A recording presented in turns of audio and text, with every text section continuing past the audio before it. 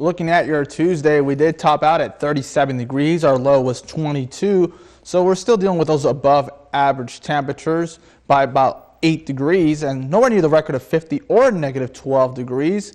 And as you can see, we're down to 8 hours and 42 minutes of daylight.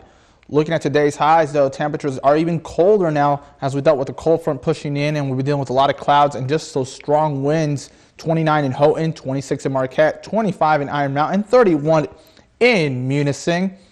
Looking at those winds, though, they are coming out of the southwest between 10 to 20 miles per hour. 16 in Iron Mountain, 15 in Escanaba, 14 in Marquette, 16 in Ironwood. So that's really making those temperatures feel about 15 degrees colder than what the thermometer actually says. So do bundle up if you are outside. But the big story will just be the winds in combination with that snow reducing the visibility. And that will start as early as tonight and linger all the way until your Friday. So conditions are really going downhill. We are already dealing with lake effect snow warnings and lake effect snow advisories for a good majority of the Upper Peninsula. The white indicate the warnings from Marquette all the way to Ironwood. So tomorrow will really be the brunt of the actual lake effect system pushing through further towards the east. It's mostly an advisory, but still, just give yourself extra time if you do really have to be on those roads tomorrow and Friday, especially if you are going to be doing it at night. Low pressure will be situated in parts of Ontario. That's really going to usher in that low pressure as it continues to push further towards the east is going to usher in more and more colder air from the west. Most of the Arctic air, though, is still going to be centrally situated in parts of the plains as we go into your Thursday. But looking at that future cast, you will see that a lot of the snow for us will come in tomorrow. Tomorrow is really where we're going to get the strongest accumulations, the strongest winds, the lowest visibilities.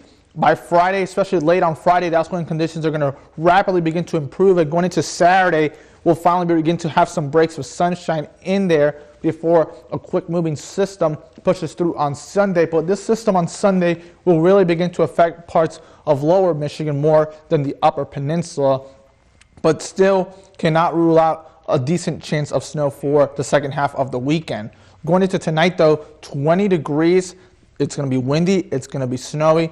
Gust up to 30 miles per hour. Those winds out of the west at 20 to 25 miles per hour. Looking into your Thursday a little more closely, those winds are eventually going to shift out of the northwest. So it's going to feel even more uncomfortable tomorrow than it is today. It's going to feel even colder with temperatures feeling more closer into those upper single digits to low teens, even though the afternoon highs may be closer to those upper 20s to low 30s. With gusts still continuing up to 30 to even 40 miles per hour. Breaking that day planner a little more closely down, sunrise occurs at 8:22 a.m. 100% chance of snow for tomorrow and into tomorrow evening as those temperatures fall into those upper teens tomorrow night. Going into your Friday, the outlook when it comes to the system accumulations could reach up to 15 to 16 inches in some isolated areas. Winds gusting up to 40 miles per hour between tomorrow and Friday. Visibility could be down to near zero. So do give yourself extra time and extra patience on those slick roads.